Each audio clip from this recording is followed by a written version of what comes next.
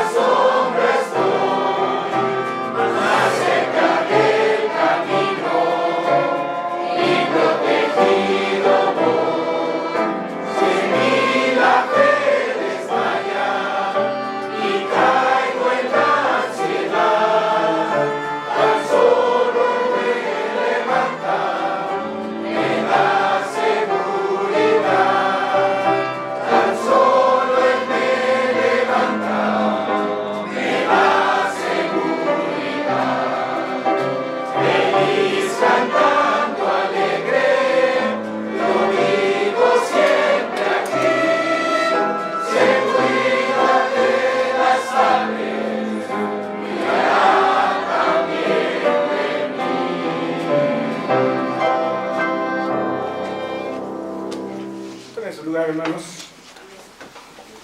la bendición de confiar en la providencia de Dios. Es el título del mensaje de hoy, a cargo de nuestro hermano Miguel Ángel Silva, MD, maestro en teología.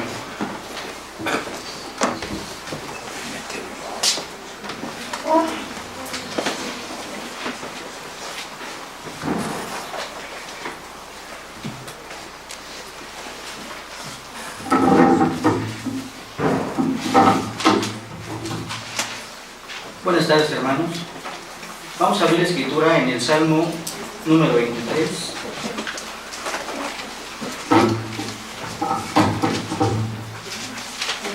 Salmo 23, y vamos a leer los versos del número 1 al número 6, todo el Salmo 23. Vamos a leerla todos juntos, hermanos. Dice así la palabra de nuestro Dios. Jehová es mi pastor, nada me faltará. En lugares de delicados pastos me hará descansar. Junto a aguas de reposo me pastoreará. Confortará mi alma, me guiará por sendas de justicia por amor de su nombre. Aunque ande en valle de sombra de muerte, no temeré mal alguno, porque tú estarás conmigo. Tu vara y tu cayado me infundirán aliento. Aderezas mesa delante de mí, en presencia de mis angustiadores. Unges mi cabeza con aceite, mi copa está rebosando. Ciertamente el bien y la misericordia me seguirán todos los días de mi vida, y en la casa de Jehová moraré por largos días. Amén. Vamos a orar, hermanos.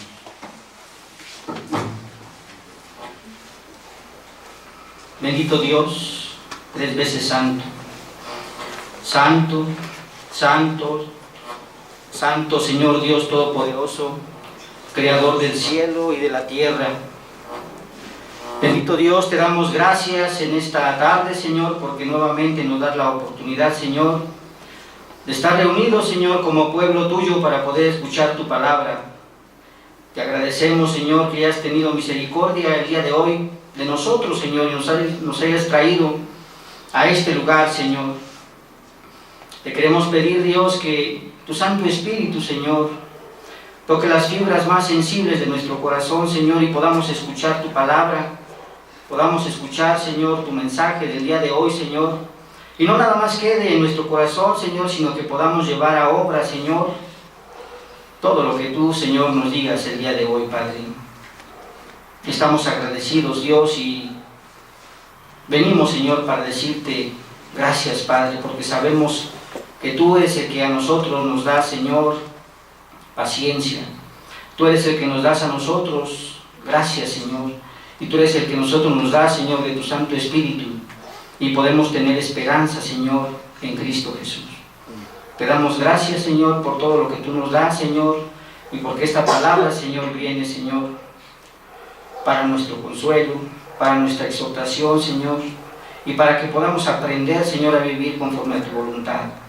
Bendito seas en Cristo Jesús. Amén. Amén.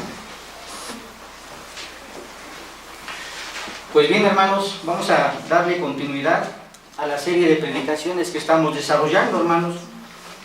Si recordarán, hermanos, estamos desarrollando el credo de los apóstoles. Es una serie que ya hemos predicado por algo de tiempo, hermanos. Pero el día de hoy, hermanos, vamos a terminar con la primera parte de las predicaciones. Ciertamente vamos a terminar con el subtema, que sería Dios Padre y su creación. Hace 8 días, o hace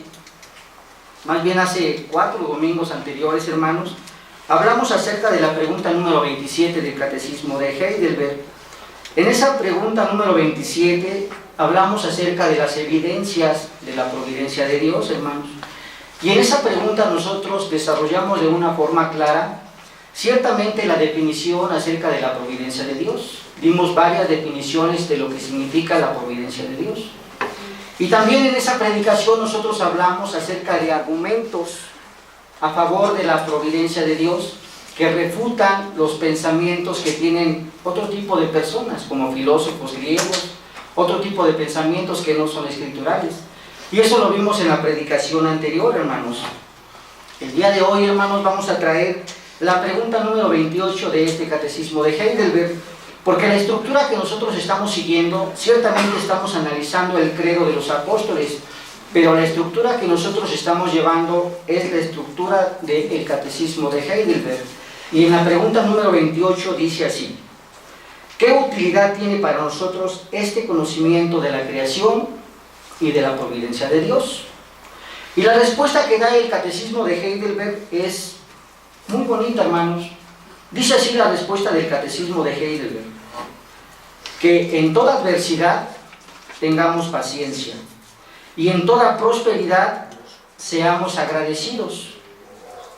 Y tengamos puesta en Él, en el futuro, toda nuestra esperanza, en nuestro Dios Padre fidelísimo, sabiendo con certeza que no hay cosa que nos pueda apartar de su amor, pues todas las criaturas están sujetas a su poder, de tal manera que no pueden hacer nada sin su voluntad.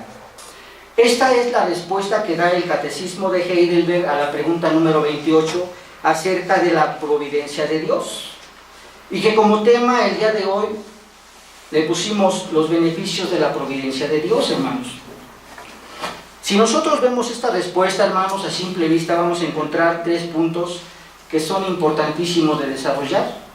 El primero que vamos a desarrollar es el siguiente: que debemos de ser pacientes en todas las adversidades.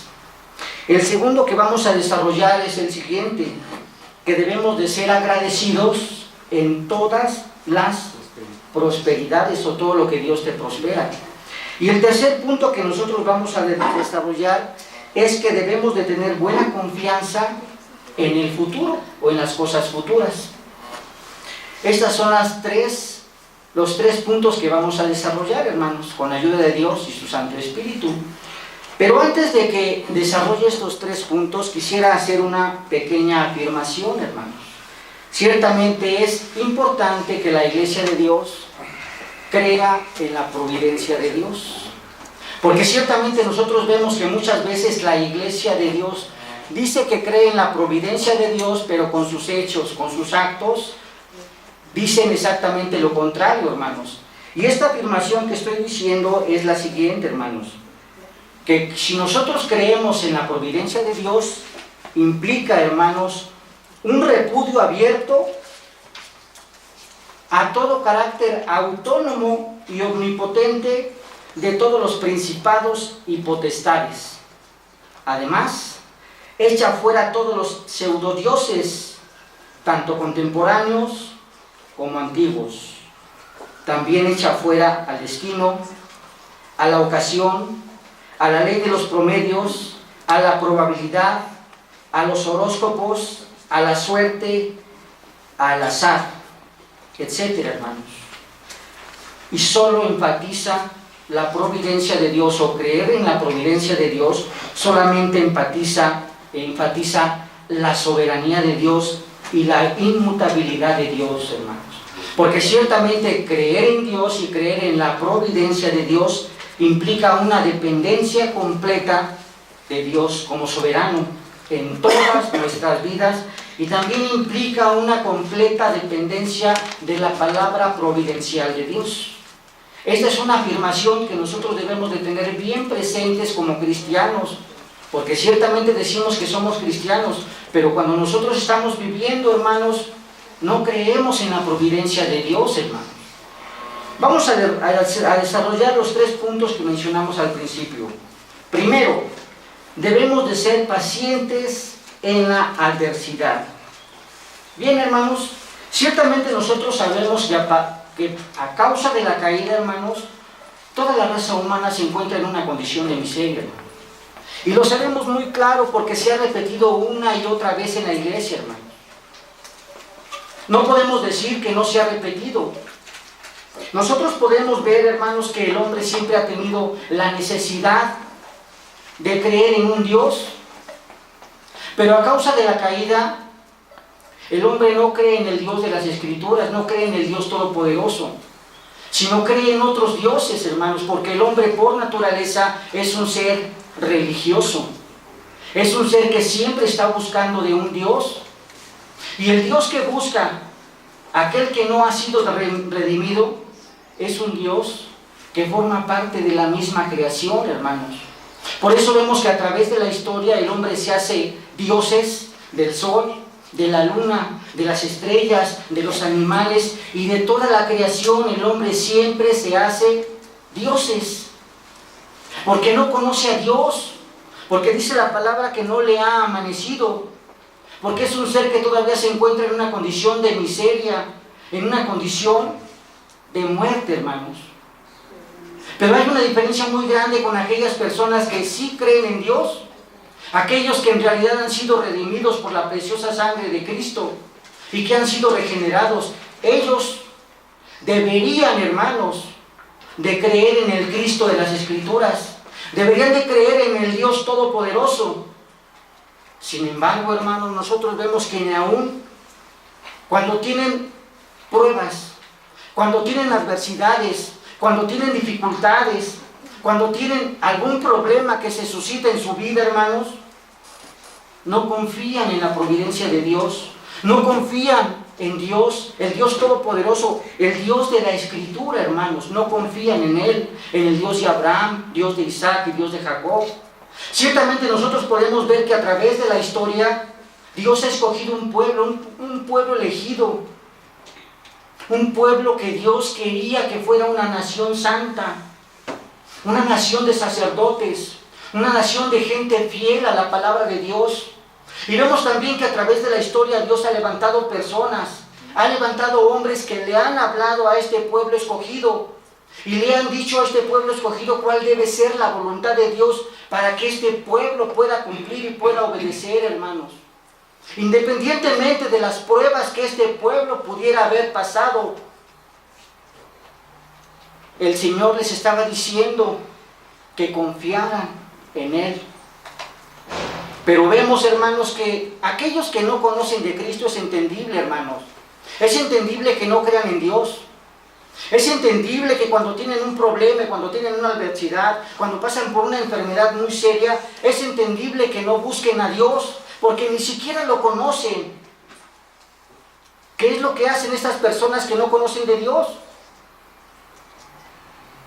Creen en la suerte, creen en el azar, hasta se van a buscar a los hechiceros, de tal manera que les ayuden a poder resolver los problemas. ¿Y cuál debería de ser la posición que debe de tener un cristiano? La posición que debe de tener un cristiano es confiar completamente en la voluntad de Dios, en la palabra de Dios, en la providencia de Dios. Y eso no lo hacen los cristianos en este tiempo, hermanos. No estoy generalizando, hermanos, ciertamente, porque Dios siempre ha tenido un remanente fiel a través de todos los tiempos, hermanos. Pero muchos cristianos lamentablemente todavía siguen creyendo en los horóscopos, siguen creyendo en la suerte, siguen creyendo en cosas que no le agrada a Dios, hermanos, pero las consecuencias son trágicas, hermanos. Y muchos ejemplos los tenemos en la Escritura, hermanos. Vamos a ver 2 ejemplos nada más sobre este punto para poder entender, hermanos, que nosotros debemos de ser pacientes en la adversidad. Uno de ellos lo tenemos en el primer libro de Jueces, hermanos. Desde el capítulo número 8 hasta el capítulo número 30, hermanos. No lo leamos, hermanos, porque es demasiado. Primera de Samuel, hermanos, desde el capítulo número 8 hasta el capítulo número 30 y 31. Nosotros podemos ver en esa parte de la Escritura que ciertamente Dios tenía un pueblo. Y este pueblo era un pueblo escogido por Dios. Nosotros nos encontramos al pueblo de Israel. Y ciertamente este pueblo de Israel es un pueblo que fue rebelde porque tenía un profeta. Este profeta se llamaba Samuel y le hablaba al pueblo y le decía lo que tenía que hacer. Pero este pueblo seguía rebelde y le decía: yo no quiero depender de Dios. Yo quiero tener un rey como todas las demás naciones. Que Dios nos levante un rey, que nos guíe, que nos ayude, porque no quería la dependencia de Dios. ¿Qué fue lo que dijo Dios? Y le dijo al profeta Samuel: haz como ellos digan. Y Dios escogió dentro de su pueblo a una persona que se llamaba Saúl. Y esta persona que se llamaba Saúl fue el que escogió Dios para que pudiera reinar o gobernar a este pueblo. Pero podemos ver que este pueblo era un pueblo que debería de obedecer la palabra de Dios, hermanos. Sin en cambio podemos ver que este rey que Dios había puesto había prometido delante de Dios fidelidad. Había prometido que debería de cumplir la voluntad de Dios, hermanos. Pero podemos ver que si seguimos leyendo el libro, vemos que este rey no hizo la voluntad de Dios, porque ofreció incienso extraño cuando se iba a ir a la guerra, por la premura, o porque se le estaban desertando la gente para la guerra, hermanos. Y él locamente hizo y ofreció incienso al Dios Todopoderoso. Y cuando llegó el profeta Samuel le dijo, ¿qué es lo que has hecho? Locamente has hecho, porque eso no te corresponde a ti. Más adelante podemos ver que también el rey Saúl iba a derrotarlos a los de Amalek. Y podemos ver también que cuando iba a pelear con los de Amalek, ciertamente Dios le dijo a Saúl que debería destruir niños, niñas, mujeres, hombres, todo, animales. Pero ¿qué fue lo que hizo Saúl? Lo que hizo Saúl ciertamente que perdonó la vida de ciertas personas y que apartó animales, pues según a su apariencia bonitos, para ofrecérselos a Dios. Pero ¿qué fue lo que le dijo el profeta Samuel a Saúl? Locamente has hecho. ¿Se agrada más Dios de los holocaustos o se agrada más Dios de obedecer la palabra de Dios? Pero el profeta Samuel le dijo a Saúl, ciertamente Dios se ha apartado de ti. Más adelante también podemos encontrar cómo el profeta Saúl iba a pelear contra los filisteos. Y cuando iba a pelear contra los filisteos, el profeta Saúl, el rey Saúl quería el consejo de Dios y quería buscar a Dios para preguntarle si iba a ganar esa pelea. Pero Dios ya no le respondió, porque ciertamente Dios se había apartado de él. Pero ¿qué fue lo que hizo el rey Saúl? Se fue directamente con una adivina, la adivina de Endor, y le dijo, ¿qué es lo que voy a hacer? Y hasta él, Saúl, se fue encubierto, se fue con otras ropas para poder engañar a la adivina. Y después de que se presentó, le dijo la adivina, ¿qué quieres que yo haga por ti? Y le dijo el rey, lo que quiero que hagas es que traigas al profeta Samuel y que me diga qué es lo que debo de hacer contra los filisteos. Cuando la adivina trajo a Samuel de entre los muertos, porque Samuel ya había muerto, le dijo, ¿para qué me traes? Le dijo Samuel, si sabes ciertamente que Dios se ha apartado de ti y que no te va a contestar, ¿para qué me traes? Es que quiero saber si voy a ganar la pelea o voy a ganar la batalla contra los filisteos. Y le dijo, ciertamente tú y toda tu casa van a morir. Y ciertamente todo el pueblo de Israel va a ser entregado a los filisteos. Pero eso no fue lo trágico, sino que aún el rey se inclinó y se postró ante Samuel cuando había sido levantado de los muertos. Podemos ver, hermanos, cómo ciertamente, en vez de buscar la dirección de Dios, buscaba albinos, buscaba agoreros que le pudieran decir qué era lo que debería de hacer. Y nosotros podemos entender, primeramente, que Saúl fue elegido por Dios para ser rey de Israel. En segundo lugar, podemos ver cómo Saúl desobedece la voz de Dios cuando le habla a través del profeta Samuel. Nosotros podemos ver cómo Dios se apartó de él ciertamente, y nosotros podemos ver que cuando se encontraba en esa adversidad contra los filisteos, consultó a la adivina de Endor, y cuando consultó a la adivina de Endor hizo traer al profeta Samuel y se inclinó a él en vez de inclinarse al Dios Todopoderoso, al Dios Santísimo, porque Dios se había apartado ya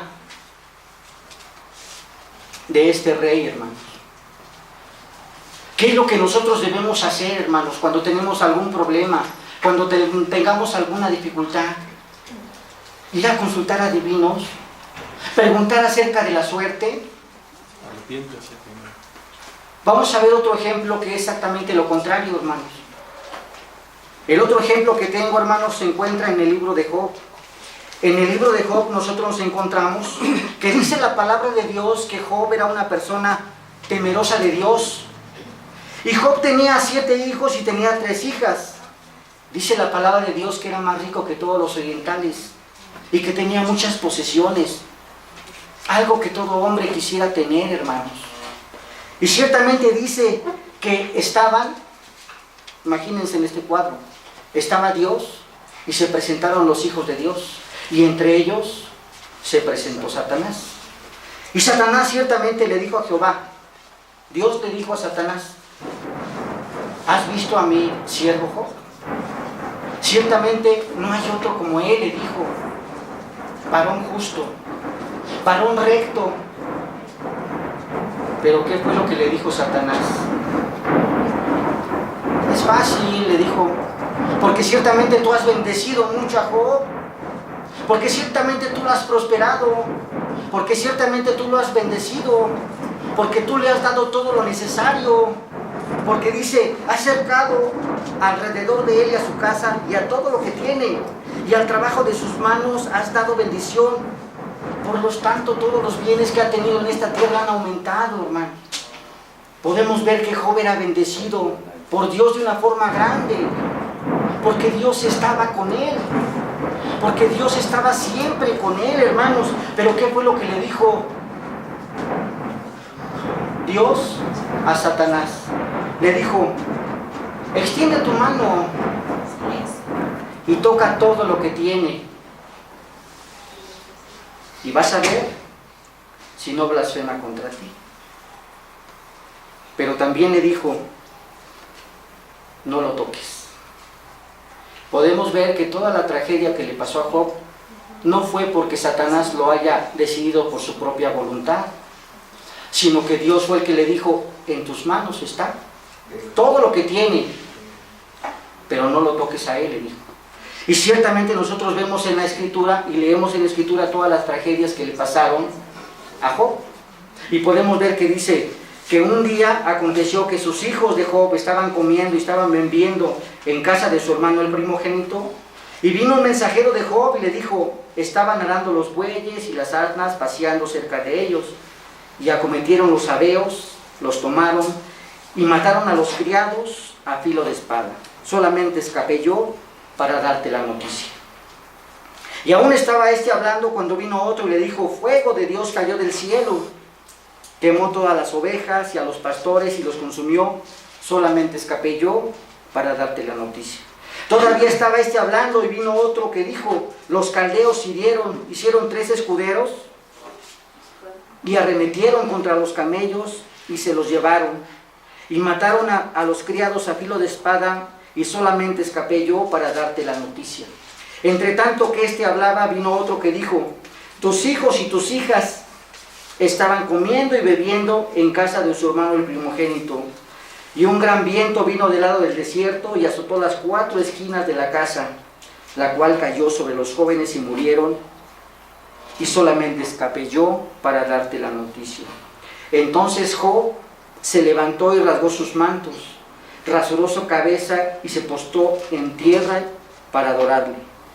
Y dijo Job, desnudo salí del vientre de mi madre, y desnudo volveré allá. Jehová dijo, Jehová dio, Jehová quitó, sea el nombre de Jehová bendito. En todo esto no pecó Job, ni atribuyó a Dios despropósito alguno. Podemos entender, hermanos, toda la adversidad que pasó Job en esto que Dios le estaba probando. Ciertamente podemos ver cómo Job perdió todos los animales que pudiera tener, hermanos. También mataron a todos los criados que Job pudiera haber tenido, hermanos. También le cayó fuego del cielo. Imagínense, hermanos, ver cómo está cayendo fuego del cielo y consume a todos tus camellos y a todos tus criados, hermanos. También trágicamente podemos ver cómo les llegan con la noticia y le dicen, todos tus hijos han muerto, hermanos. Es una adversidad que a lo mejor a nosotros no nos gustaría pasar, hermanos. Pero podemos ver que aún esto proviene de Dios, hermano. Porque Dios estaba probando la fidelidad de Job. ¿Cuál fue la contestación que dio Job? La contestación que dio Job es, Jehová Dios dio, Jehová quitó. Sea el nombre de Jehová bendito. ¿Y qué es lo que nosotros hacemos cuando pasamos por alguna adversidad? Pensamos que Dios ya no está con nosotros. Cuando tenemos alguna tragedia, peor aún, hermanos, cuando perdemos a un familiar, hermanos. Ciertamente el corazón se nos deshace. el corazón se nos hace pedazos, hermanos, porque amamos al familiar que tenemos o que teníamos enfrente y que ya no está con nosotros, hermanos. Pensamos que Dios es injusto. A lo mejor es un pequeño de 2 años, de 3 años, de 5 años, de 10 años, el que fallece, hermanos. Pero no nos estamos dando cuenta, hermanos, que ciertamente la vida no depende del hombre. La vida completamente depende de Dios, hermano. Y ciertamente cuando nosotros tenemos esas adversidades o esos problemas, en el último que la mayoría de la gente cree, es creer en Dios y en su providencia, hermano. Ciertamente nosotros debemos de decir como Job, Dios nos dio, Dios nos quitó, sea el nombre de Jehová bendito. Pero no hacemos eso, hermano. Lo primero que hacemos es tratar de solucionar el problema de alguna otra forma, menos de la confianza en Dios, hermanos. Y las cosas materiales pudieran pasar, hermanos. Dios, si tienes una pareja y Dios te quita a tus hijos, puedes tener más hijos, hermanos. Si tienes alguna posesión, puedes tener otra posesión, porque Dios te la dio y Dios te la quitó. Sin en cambio, podemos seguir leyendo la palabra de Dios y dice que también se volvió a presentar Satanás delante de Dios y le dijo, ¿has visto a Job? Que aun cuando tú me incitaste a hacerle mal, sigue íntegro. ¿Y qué fue lo que le dijo Satanás? Ah, porque no lo has tocado a él. Pero tócalo a él. Toca su cuerpo. Y verás si no, da todo lo que tienes por su cuerpo. ¿Qué fue lo que le dijo Dios a Satanás? Tócalo, pero solamente guarda su vida. Y podemos observar, hermanos, que ciertamente a Job le vino una sarna maligna y se rascaba y no podía dejar de rascarse porque era insoportable lo que estaba pasando en ese momento Job. Y podemos ver ciertamente que aún su propia esposa le dice a Job, maldice a Dios y muérete. ¿Qué fue lo que le dijo Job? Has hablado como las mujeres que no conocen de Dios. ¿Y qué fue la respuesta que le dio Job a esto? Recibiremos de Dios el bien y no recibiremos el mal. Ciertamente en todo eso dice la palabra de Dios que no halló despropósito en Dios, hermano.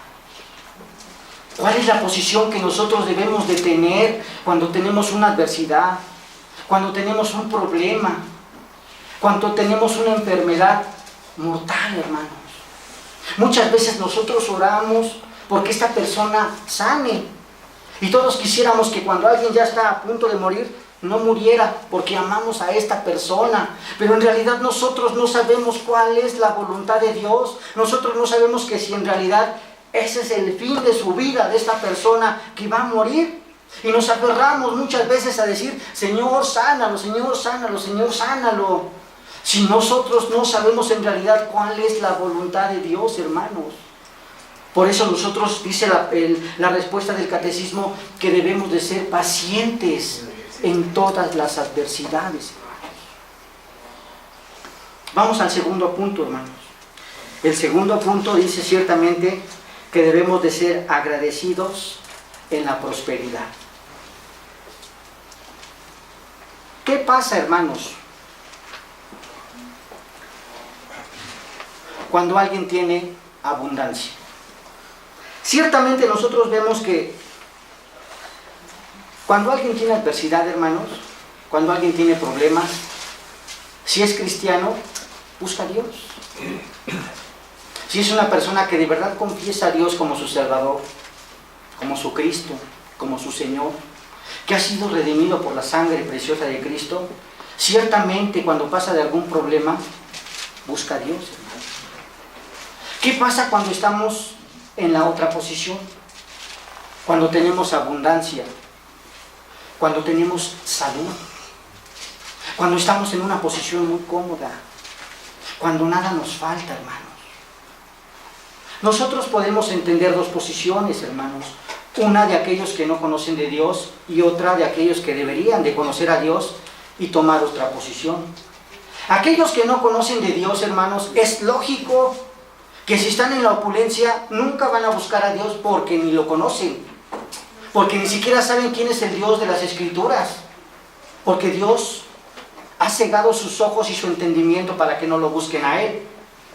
Es entendible con aquellos que no conocen de Dios y pueden ser prósperos y tener mucho dinero, tener posesiones, tener salud, tener una gran empresa, tener todo lo necesario para una vida cómoda.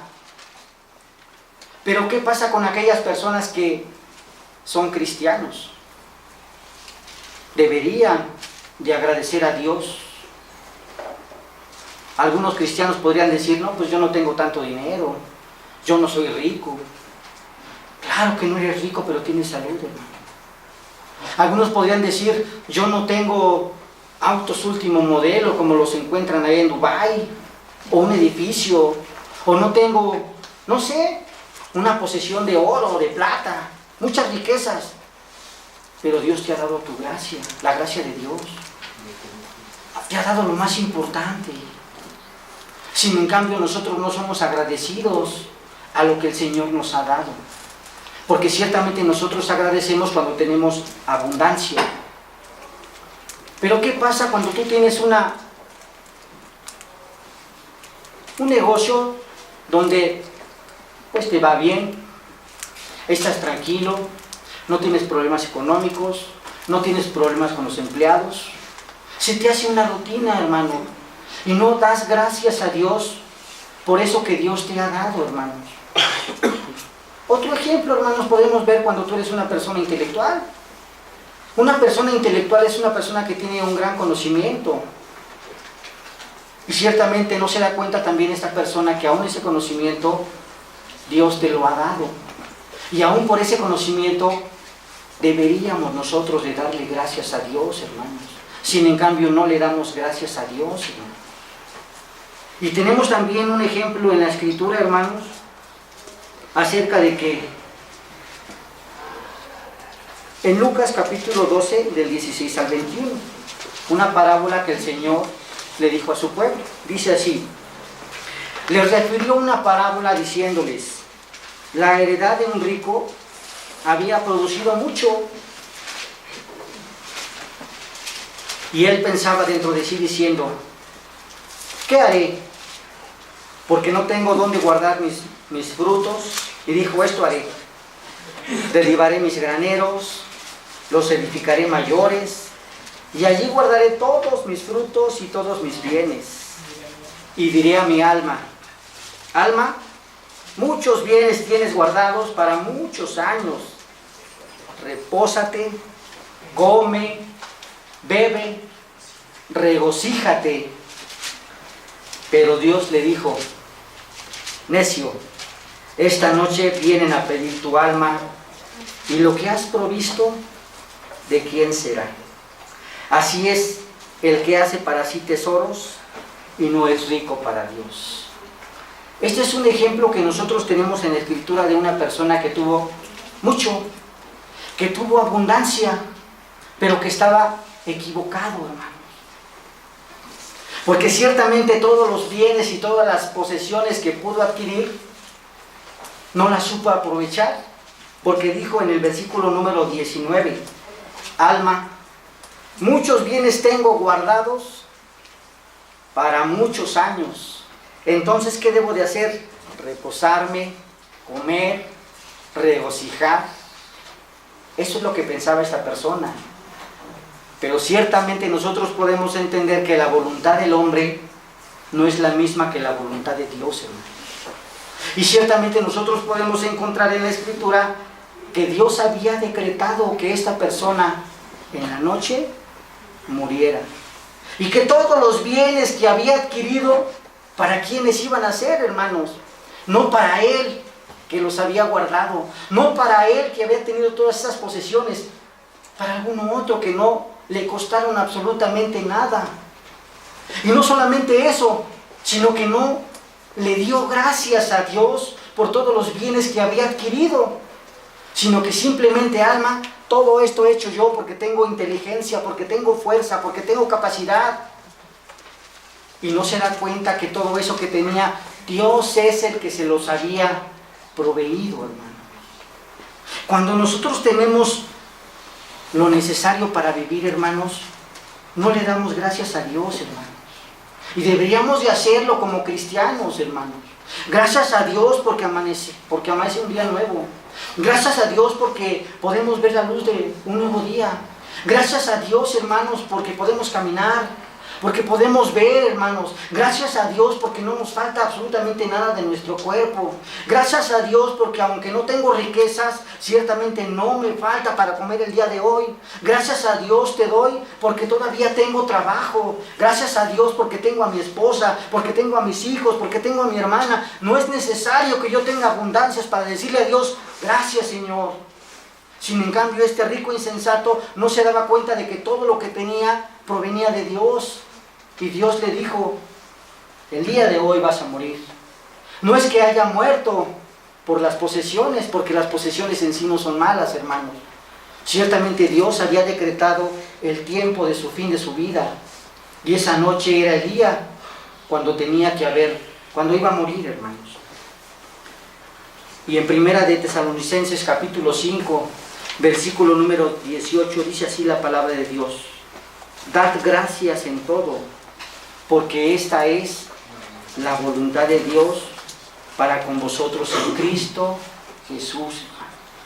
Y la respuesta que está dando el catecismo de Heidelberg es muy bonita, hermanos, y la debemos nosotros de adquirir. Debemos de ser agradecidos si es que somos prosperados, hermanos. Las riquezas en sí no son malas, hermanos, pero debemos aprender a poder administrar de una forma correcta las riquezas que Dios te ha dado.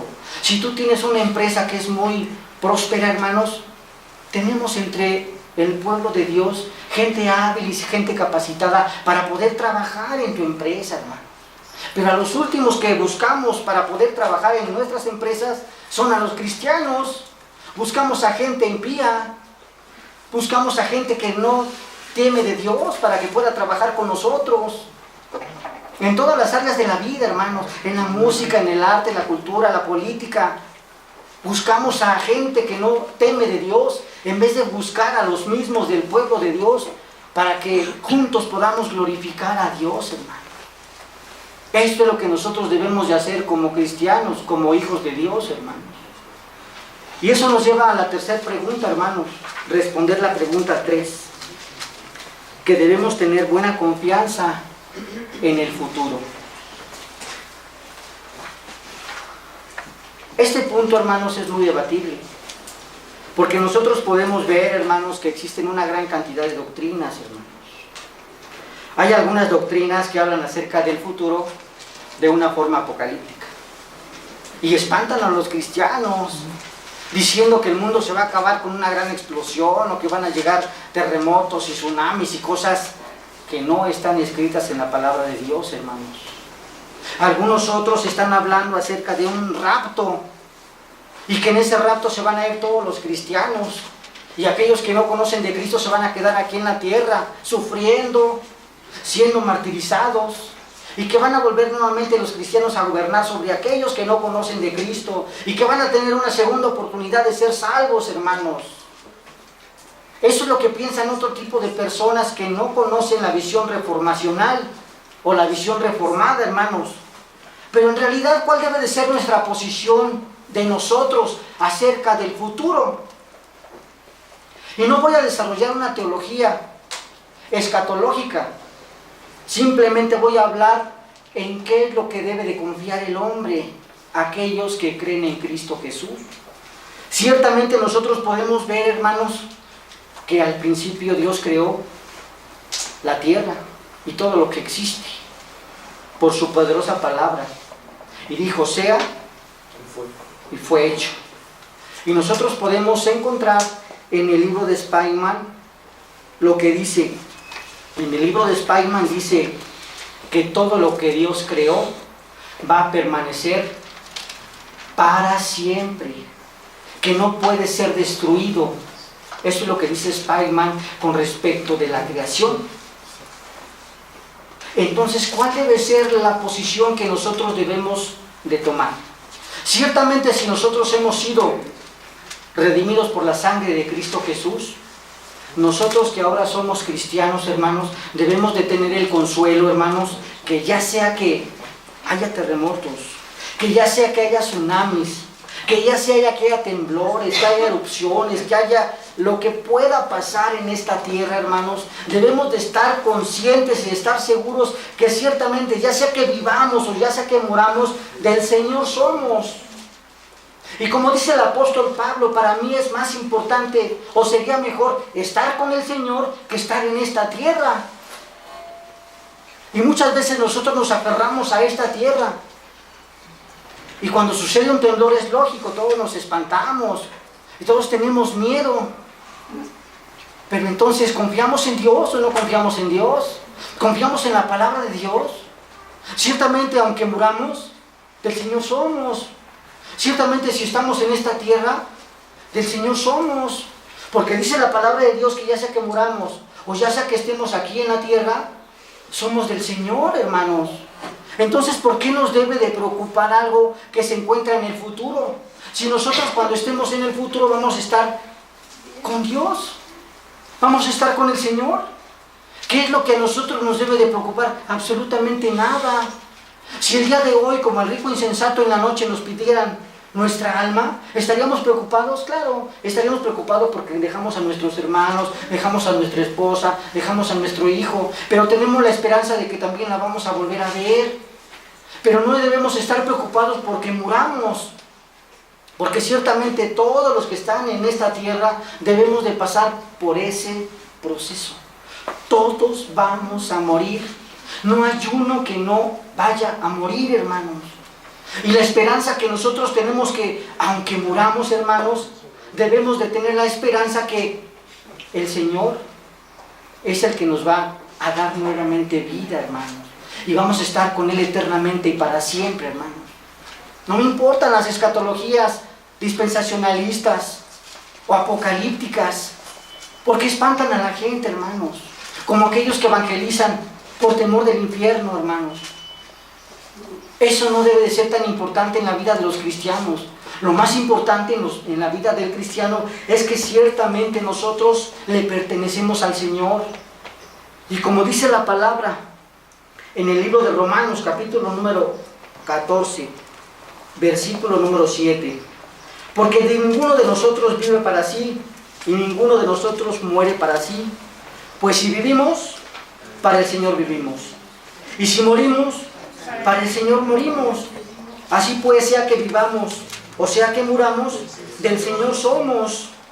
Porque Cristo para esto murió y resucitó y volvió nuevamente a vivir para que sea Señor así de los vivos como de los muertos.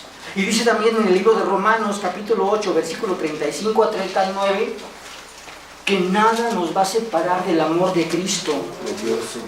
Tribulación, o angustia, o persecución, o hambre, o desnudez, o peligro, o espada. Como está escrito, por ti somos muertos todo el tiempo, somos contados como ovejas de matadero. Ante todas estas cosas somos más que vencedores por medio de aquel que nos amó. Por lo cual estoy seguro que ni la muerte, ni la vida, ni ángeles, ni principados, ni potestades, ni lo presente, ni lo porvenir, ni lo alto, ni lo profundo, ni ninguna cosa creada nos podrá separar del amor de Dios que es en Cristo Jesús. Y esa es la esperanza que nosotros debemos de tener en Cristo Jesús acerca de las cosas futuras, hermanos. Ciertamente nosotros podemos entender, hermanos, que a causa del pecado del hombre, todas estas tragedias que se encuentran en la creación pasan, hermanos. Porque ciertamente también dice el libro de Romanos que la creación sufre a causa de la transgresión de aquel hombre que desobedeció a Dios, hermano. Que desobedeció y que no cumplió con los mandamientos de Dios, hermanos.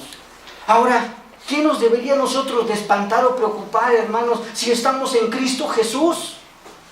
Ni la vida, ni la muerte, ni alguna adversidad que podamos tener, nada nos debe de preocupar. Ciertamente nosotros debemos de tener esperanza en Cristo Jesús, porque Él ha prometido ciertamente que nosotros estemos con Él, y ciertamente así como nuestro Señor Jesucristo pasó, así nosotros pasamos igualmente, porque ciertamente nuestro Señor Jesucristo, después de que murió en la cruz, ciertamente resucitó. Y así también cuando nosotros muramos, también nosotros vamos a resucitar. Y no es privilegio nada más de los cristianos, sino también aquellos que no conocen a Cristo Jesús, también van a resucitar. La diferencia es, ¿qué es lo que va a pasar después de que hayan resucitado? Ciertamente dice la palabra del Señor que es para condenación eterna.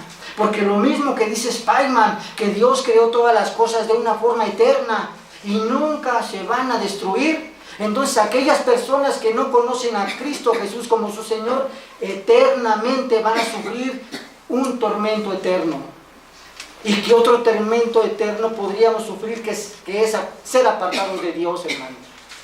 No hay cosa más trágica y más triste que estar apartados del Dios Santísimo, hermanos. La esperanza que tenemos nosotros, que cuando seamos resucitados nuevamente, vamos a estar con el Señor. Vamos a estar con Cristo.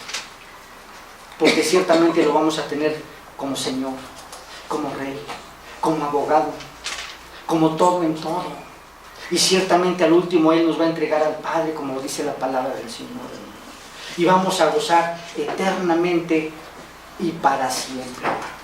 Esa es la esperanza que nosotros debemos de tener como cristianos, hermanos. Y para poder concluir, hermanos, dice así: conociendo el sentido correcto de la providencia de Dios, podemos entender la soberanía de Dios, que Dios es soberano. Y todo lo que sucede en esta creación sucede por la voluntad de Dios, hermanos. Dios es inmutable. Dios nunca va a cambiar.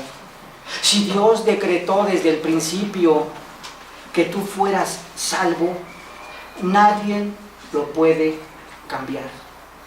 Nunca vas a poder perder la salvación. Si Dios ha decretado que tú no vas a ser salvo, nadie puede hacer que tú tengas la salvación en Cristo. Porque eso ha sido decretado desde el decreto eterno, hermano. Y nosotros podemos ver, hermanos, a través de toda la historia, a través de la Escritura, a través de la creación, todos los hechos poderosos de Dios. Y todo esto que nosotros podemos ver y podemos entender y saber, nos hablan y nos dan confianza, hermanos. Nos dan esperanza, nos dan consuelo, hermano.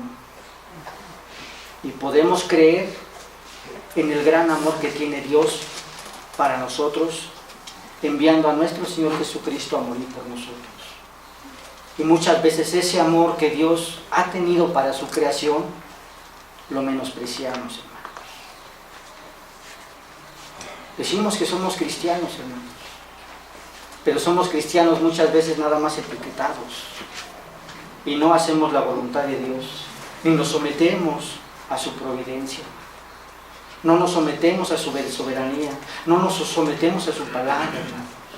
Decimos que somos cristianos nada más el domingo, hermanos, y toda la semana llevamos una vida completamente errónea, que no da testimonio de que de verdad somos hijos de Dios, hermano. Si nosotros vamos a creer en la providencia de Dios, en la soberanía de Dios, en la inmutabilidad de Dios, y si nosotros decimos que somos hijos de Dios, de verdad, hermanos, vivamos como Dios, hermano.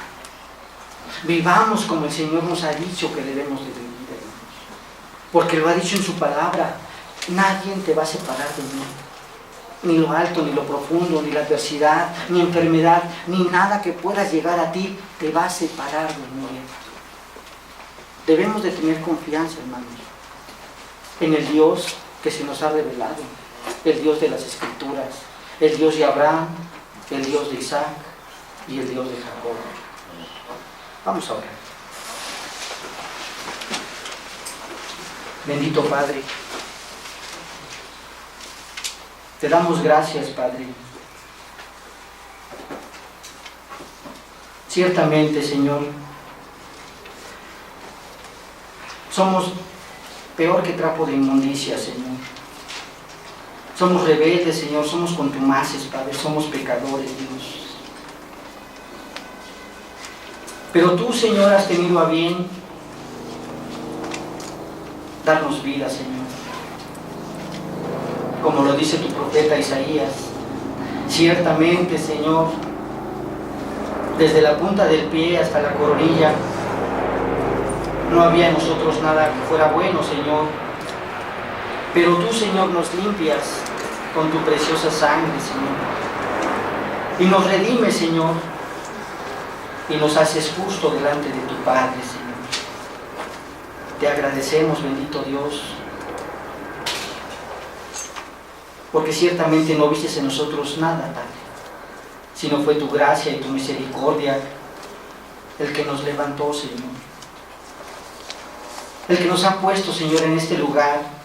Cada uno de nosotros, Señor, sabemos, Señor, todo lo que tú has hecho en nuestras vidas, Dios. Y estamos agradecidos, Padre.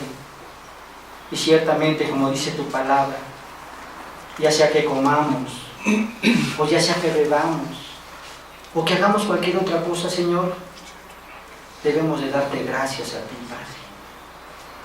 Bendito seas, Dios, porque tú pones en nosotros la paciencia, dar gracias a ti, Señor, y la esperanza que tenemos en ti, Padre. Bendito seas en Cristo Jesús.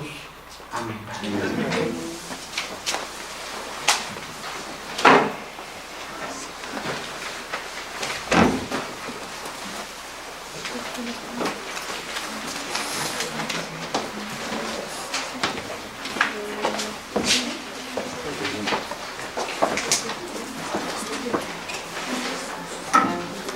Gracias damos a Dios porque su palabra nos edifica, nos exhorta y nos consuela. Entonemos el himno número 181 para andar con Jesús. Himno número 181.